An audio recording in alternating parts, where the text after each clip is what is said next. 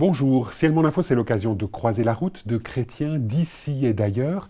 Aujourd'hui, nous vous proposons de faire un bout de chemin avec un thérapeute conjugal qui est aussi pasteur, et avec lui, nous allons parler des violences domestiques ou conjugales. Jacques Poujol, bienvenue. Bonjour. Alors, vous venez de publier avec d'autres « Violences conjugales, accompagner les victimes ». Dans quelles circonstances publiez-vous un tel ouvrage ? Alors, ce n'est pas pour répondre à une mode, mais il vient compléter ce qu'on avait déjà commencé à faire dans ce travail-là, sur les abus spirituels, sur les abus sexuels, et maintenant donc sur la violence conjugale, de façon à avoir une vision un petit peu globale du problème qui est posé dans les églises à travers ces trois choses. Alors bon, vous parlez des églises, mais en fait c'est aussi un problème social majeur. En France, il y a un féminicide, comme on dit, un assassinat, un meurtre de femmes tous les 2 jours dans un cadre conjugal. Oui. En Suisse, c'est 1 toutes les 2 semaines. Alors il y a véritablement là un problème de société. On parle de ceux qui sont morts, des femmes mortes, mais on ne parle pas de toutes celles qui sont violentées et tout. Or, on estime en France à 250 000 par an, quoi. Et si on met les enfants qui subissent les conséquences de ça, on arrive à des chiffres très très importants, quoi. Maintenant, on sait que l'effet sur les enfants des couples où il y a des violences sont aussi importants que sur les femmes des conjoints qui sont victimes des violences, quoi. Donc, c'est un vrai problème de société aujourd'hui, et on en découvre juste le petit bord. Et moi, je suis content que l'Église, qui est la lumière du monde, dit le Seigneur, quoi, qui est un peu le sel de la terre, puisse donner son point de vue, puisse être présente dans ce combat-là, autant dans le cadre de l'Église que dans le cadre de la société, et être crédible dans son travail qu'elle fait, quoi.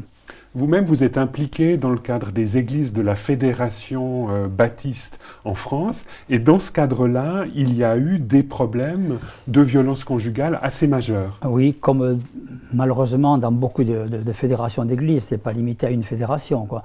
Simplement, peut-être que là, ça a été dit dans la presse, mais c'est vrai qu'on a eu ces dernières années, hein, plusieurs féminicides dans les églises, et ce qui a amené la fédération à aborder ce problème non seulement dans une convention, hein, mais aussi dans le travail fait pour les pasteurs aussi, quoi. Alors, il y a un fruit de cette démarche au travers de cette brochure, Ensemble contre les violences conjugales. Donc, il y a à la fois votre livre qui sort, puis en même temps, il y a cette brochure qui date déjà de 6 mois, quelque chose comme ça. Oui. Et puis, quel était le but de cette brochure à laquelle vous avez participé ? Alors, donner aux églises un outil de connaissances et de travail pour identifier quand il y a une violence conjugale et savoir comment on va agir, de comprendre les mécanismes qui sont quand même assez spéciaux, qui fait que si on ne connaît pas ça, on ne comprend pas vraiment pourquoi quelqu'un qui a été une femme qui est dans les violences conjugales reste par exemple dans un milieu violent et ne part pas tout de suite, quoi. Donc c'est un petit peu ce qu'on explique pour que l'Église puisse avoir cet outil pratique et avec une charte qu'on demande aux églises de signer qui s'engagent à prendre position contre les violences conjugales, quoi. Bon, il y a une question qui vient tout de suite à l'esprit. Comment est-ce qu'on peut être chrétien et violent à l'endroit de son épouse ? Alors, moi je dirais on ne peut pas. Bien sûr, hein, c'est antinomique avec la foi chrétienne.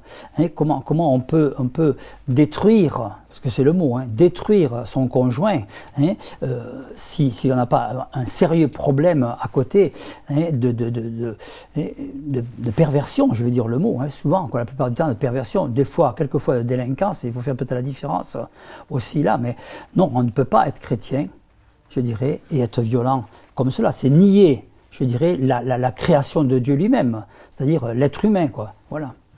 Quel est le profil de ces hommes qui sont violents ? Alors, on pourrait faire 2 profils différents, et c'est important de le faire. Il y a ceux qui sont délinquants, c'est-à-dire qui n'ont pas de structure intérieure bien établie et qui ne connaissent pas les limites, et dans la toute-puissance de la jouissance, je dirais, du moi tout-puissant, ne voient pas les limites de l'autre, et l'autre n'existe pas vraiment. Hein. Cela on peut les arrêter, je dirais, et confrontés à la réalité de ce qu'ils ont fait, on peut espérer qu'ils changent. Qu'ils changent, qu'ils changent. Alors il y a une autre catégorie, c'est celle pas la majorité, cela c'est vraiment une minorité. Une minorité. Autrement, la majorité, ce sont plutôt ce que vous appelez les pervers narcissiques. Oui, c'est les pervers narcissiques. Eux ont un choix délibéré de jouir du mal qu'ils font à leur conjoint.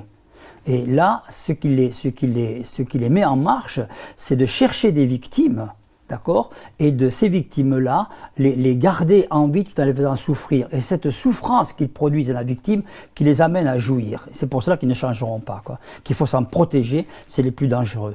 Et comment est-ce qu'un pasteur ou une équipe de responsables d'église parvient à discerner ce type de violence qui intervient dans un couple et ce type de profil aussi d'hommes qui s'adonnent à de telles violences? Alors, comment le discerner? C'est souvent parce que ces gens-là, ils n'agissent pas avec tout le monde comme cela. Ils choisissent quelques victimes, en particulier leurs conjoints, des fois les enfants aussi, pour exercer, je vais dire, leur art criminel. Et ailleurs, ils sont charmants. Ils sont des gens très sociaux, très engagés, très chrétiens, je dirais. Mais dans le domaine de la vie conjugale, ils sont là infernaux, quoi, voilà. D'accord, alors les discerner, c'est assez compliqué, c'est en écoutant, en étant attentif, je dirais, de ce que disent les femmes qui souffrent, qu'on peut discerner les choses, surtout les croire, et surtout discerner les premiers signes qui pourraient être des signes qui nous alarment un petit peu, comme cela. Et quels seraient ces premiers signes qui devraient alerter l'environnement ou l'entourage d'une femme qui serait victime de violence? Moi, je dis, il faut chercher un petit peu la polarité opposée. C'est-à-dire quelqu'un qui vante trop sa femme, qui la met trop en avant, qui la met trop comme merveilleuse, tout cela en public. J'ai peur de regarder le côté opposé de cela. Et là, peut-être quelque chose qui est moins glorieux. Il y aura un indice là, peut-être qu'il y a quelque chose qui ne tourne pas très rond. D'accord. Quand on est un tout petit peu attentif, on voit des gestes en public qui devraient nous inciter à être attentifs à cela, quoi. Alors, c'est vrai que lorsqu'on parle de violence conjugale en milieu chrétien, il y a parfois des versets bibliques, ou il y a parfois la Bible qui est invoquée pour quelque part justifier peut-être certaines choses. Et on pense notamment à « Femmes, soyez soumises à vos maris ou à votre mari ». Comment est-ce que vous-même, vous réagissez par rapport à cela? Il peut y avoir violence que parce qu'il y a un climat général qui le permet. Et ce climat général est entretenu souvent par le fait qu'il y a une lecture des textes qui n'est pas juste. Pour prendre juste ce que vous disiez là, ce qui est quand même extraordinaire, c'est que dans le texte biblique, d'Éphésiens 5, oui, Éphésiens 5, le mot soumis n'y est même pas.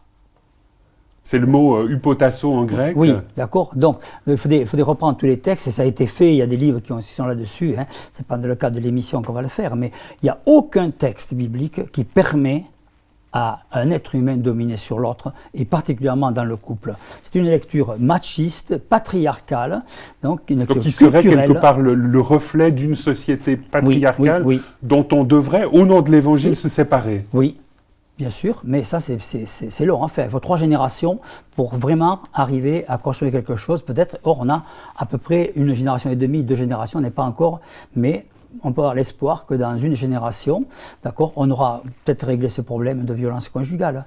Mais il y a une vraie relecture des textes à faire. Et de manière concrète, quelle lecture aujourd'hui proposez-vous en lien avec cette dénonciation de la société patriarcale? Alors, je pense qu'il faut revenir au commencement. D'accord. Donc ça, c'est du point de vue de la Bible, c'est Genèse 1 et 2. Voilà, d'accord. Le couple est né au paradis. D'accord. C'est vrai que dans toute Genèse 1 et 2, tout le couple nous a expliqué, il y a la chute. Mais la chute ne va pas casser ce qui était au début. Hein, ça va être plus compliqué à vivre, mais reste Genèse 1 et 2, qui est la base de la relation du couple. Qui est l'intention originelle de Dieu. Et qui reste toujours présente. Mais il y a la chute. Donc la chute vient changer des choses. Oui, mais nous n'allons pas faire de la chute un dogme. D'accord, pour dire la chute, c'est la bonne chose. D'accord. Donc ce qui est originel, ce qui est essentiel, c'est la volonté originelle de Dieu. La volonté originelle de Dieu qui est au départ. Qui est finalement que Dieu a créé l'être humain, homme et femme. Homme et femme, dans une égalité totale, dans une différence et une égalité.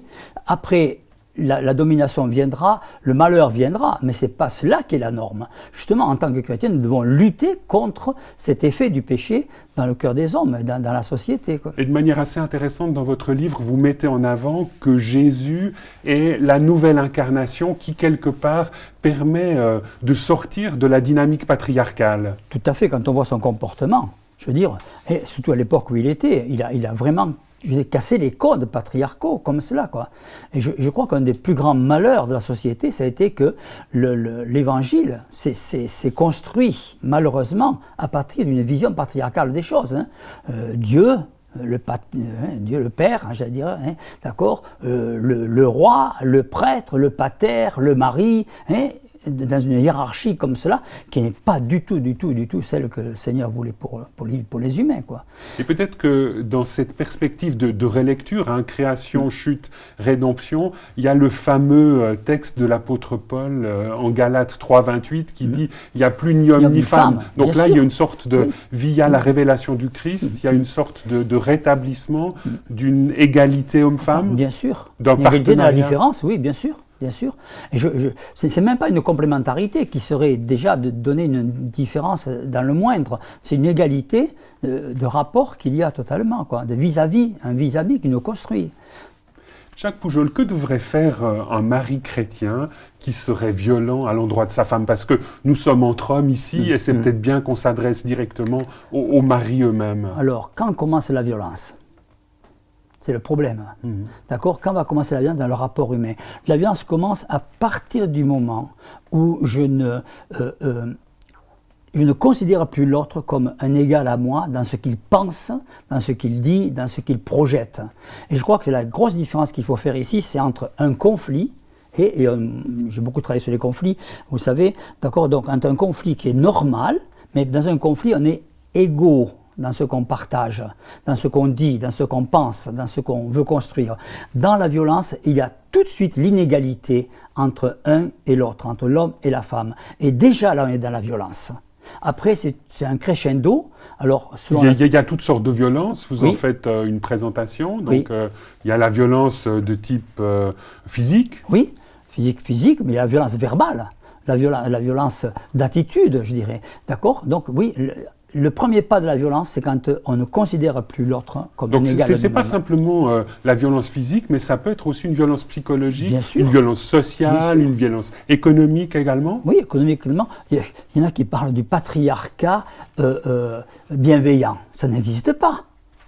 Il n'y a pas de patriarcat bienveillant. Il y a du patriarcat, point, quoi. On ne peut pas le repeindre avec du rose, hein, parce que c'est une notion d'inégalité qui n'est pas acceptable dans l'Évangile. Voilà.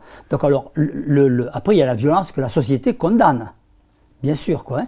Et elle, c'est la violence physique, hein, la violence psychique aussi, hein, d'accord, la violence économique, la violence sexuelle. Parce que s'il y a violence dans un couple, eh bien, ce qui est de l'intimité du couple ne pourra plus fonctionner, est perverti, je veux dire, quoi. Hein.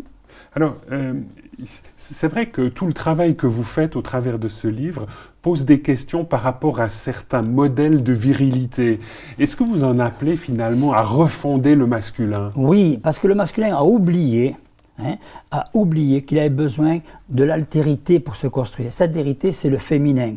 Et d'ailleurs, il a oublié qu'il était en lui aussi un petit peu ce féminin, hein, d'accord? Jung a bien appris ça, quoi. D'accord? Donc c'est parce que je ne veux pas reconnaître en moi ce féminin qui existe quand même, d'accord, et qui a besoin de vivre, que je le rejette chez l'autre, que je le nie chez l'autre, pour pas le laisser vivre en moi. Et l'homme, hein, le mâle, je dirais, s'est construit, j'allais dire, de travers parce qu'il n'a pas voulu être interpellé par le féminin, quoi, qui est en face de lui, qui le complète, qui lui amène ce qu'il n'a pas. Est-ce qu'il est dans cette logique du toujours plus grand, du toujours plus fort, Oui, de la compétition. Hein, c'est toujours de la compétition, du plus fort, de celui qui gagnera le plus, de celui qui aura le plus de membres dans son église, d'accord, alors qu'on n'est pas dans le relationnel. Ce qui est intéressant, c'est le relationnel. Moi, je vois Jésus qui avait bien intégré ça, hein, évidemment, quoi, hein, d'accord, et il nous parle de relationnel. Et non pas de mission, d'organisation, de perception, dans le sens violent des choses, quoi. Ça, c'est notre société, le malheur de notre société, ça a été qu'elle a été construite par les hommes, pour les hommes, et qu'elle a exclu la moitié de l'humanité.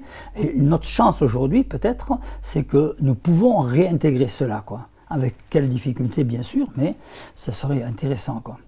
Si vous aviez aujourd'hui en face de vous un mari violent, qu'est-ce que vous lui diriez? Que c'est inacceptable. Qu'en fait, il se déteste lui-même en faisant ça. C'est parce qu'il ne s'aime pas lui-même qu'il fait cela, quoi.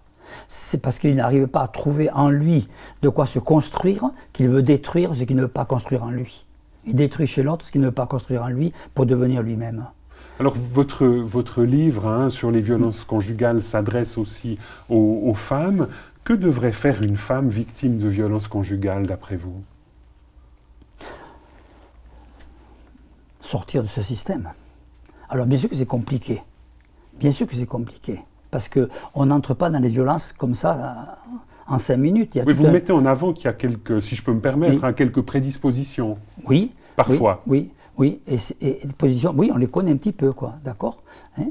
Les positions qui fait qu'on a manqué des fois de figure paternelle, qu'on a manqué de construction intérieure qui nous permet de dire non, d'accord, et qu'on nous a vendu un produit, je dirais, féminin, un petit peu à l'eau de rose, je veux dire, attendre le prince charmant. Il n'y a pas de prince charmant.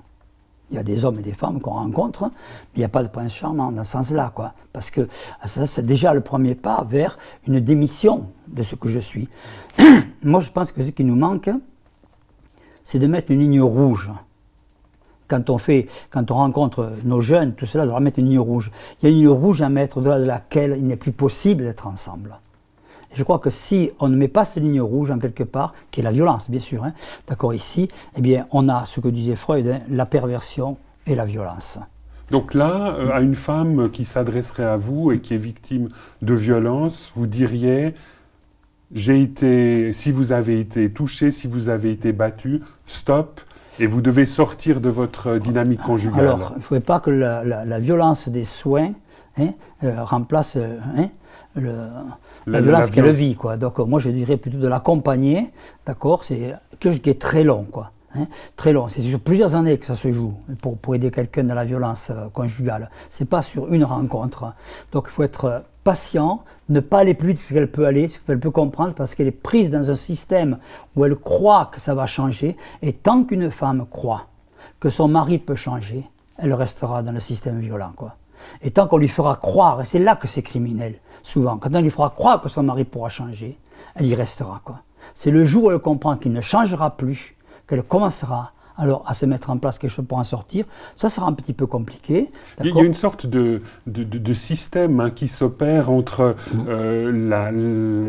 l'instauration de la violence, ensuite l'agression, oui. Après la justification de la violence, oui. Puis ensuite vient une sorte de lune de miel ou de repentir. Voilà. Il y a là une sorte de système diabolique, d'accord, parce que si la violence était permanente et dans une ligne directrice continue, on dirait stop. On n'y resterait pas, on dirait stop, mais c'est que régulièrement, dans cette violence, il vient des moments de régression amoureuse, comme on appelle. C'est-à-dire que celui qui est violent, tout d'un coup, il a une parole gentille, il rentre avec un bouquet de fleurs, et ça ressuscite, je dirais, cette dynamique de lune de miel, comme vous dites. De lune de miel, qui dit, il va changer, quoi. Or, c'est de la manipulation. Et tant qu'on n'aura pas compris que c'est de la manipulation, eh bien, comme je disais tout à l'heure, on reste dans ce système en espérant que ça va changer.